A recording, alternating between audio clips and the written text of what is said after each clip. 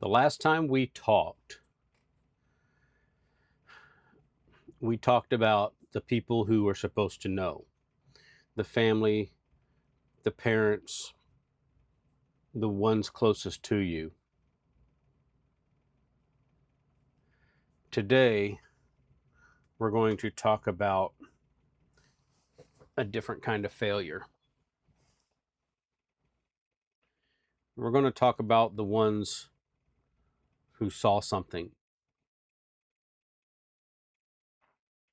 the friends, the peers, the teachers, the neighbors, the people who were close enough to notice that something wasn't right and said nothing, did nothing.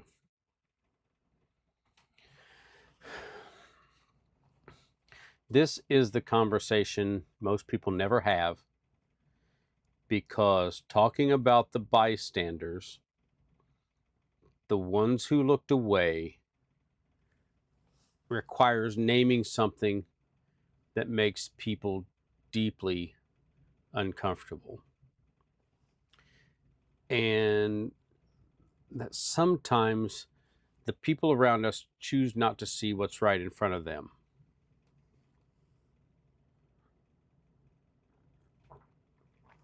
This is Coffee Talk with Paul, and this is part 2 of our series on people who didn't protect you. And this one is going to be honest. There is something called the bystander effect. The basic idea is that the more people who witness something happening, the less likely any of them is to step in and do something about it. Everyone assumes someone else will handle it. Everyone tells themselves it's not their place. But I'm not here to give you a psychology lesson, because I'm not a psychologist and I don't claim to be. I'm just somebody who has faced this trauma in my own life. And I'm here to talk about what it feels like to be the person that everyone walked past. Because if you've been through abuse or trauma, especially as a child, there's a pretty good chance that someone in your life saw something, a change in your behavior, a withdrawal, a flinch, a look on your face that wasn't right. They saw this and they just kept going, kept walking. That leaves a mark, a different kind of mark than the abuse itself, but a mark nonetheless. So, listen, when someone sees that something is wrong and chooses not to act, whether out of fear, discomfort, or just not wanting to get involved, they are making a choice. And that choice has consequences for the person they walk past. It confirms something the survivor is already starting to believe, that what's happening to them doesn't matter enough for anyone to intervene,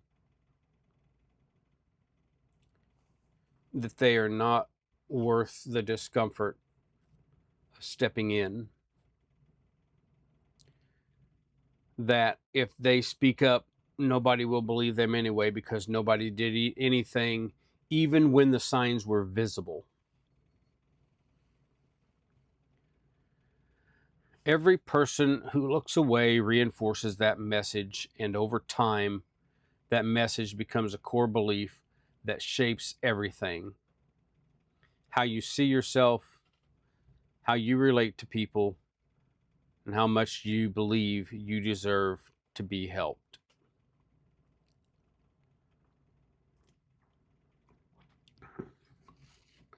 See, and I thought about the people who were around during the years when I was being abused. People who knew our family, people who spent time around us, people who interacted with me regularly during those years. I don't know what they saw or didn't see, but I not only was working very hard to make sure nobody saw anything, I became very good at it. I became very good at hiding the differences and the changes. So it would have been very hard for someone to see that with me. That's just my own personal feeling. But I know what it felt like too, to be in a room full of people and feel completely alone in what I was carrying. And I also know what it feels like now to be in a room full of people and still feel alone. I know what it feels like to interact with adults who had the authority and the ability to ask the right questions, but they never did.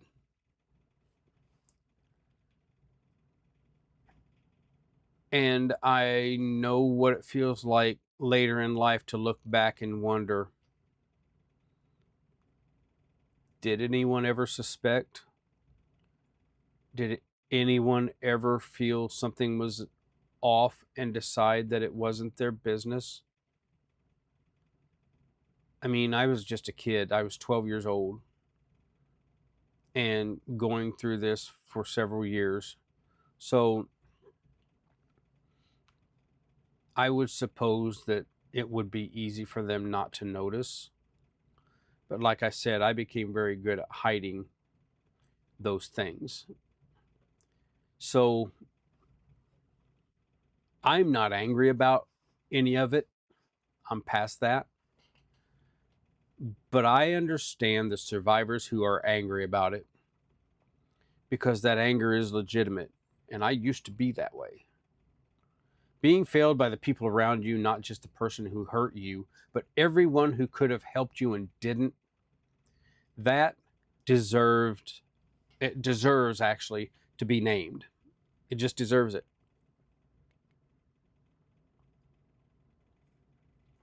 So I want to say something directly to anyone who is angry at the people that looked away.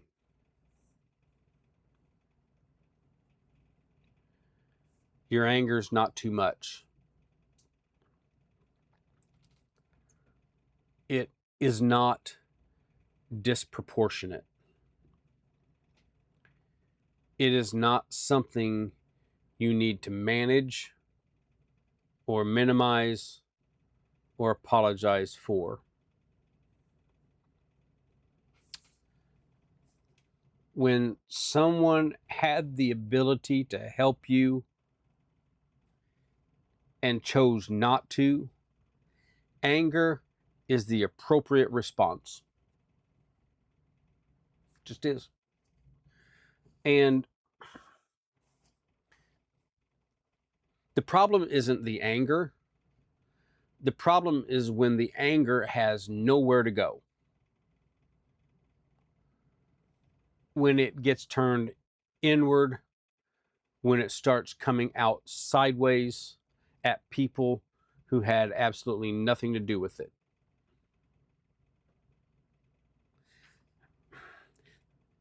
That's not weakness either. That's what happens when you've been carrying something that was never yours to carry.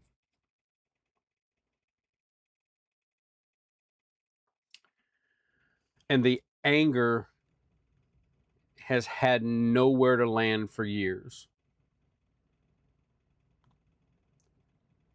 What anger needs is acknowledgement, not suppression, not explosion, acknowledgement. The people who looked away failed you. That's the truth, and you're allowed to know that. And you're allowed to say that.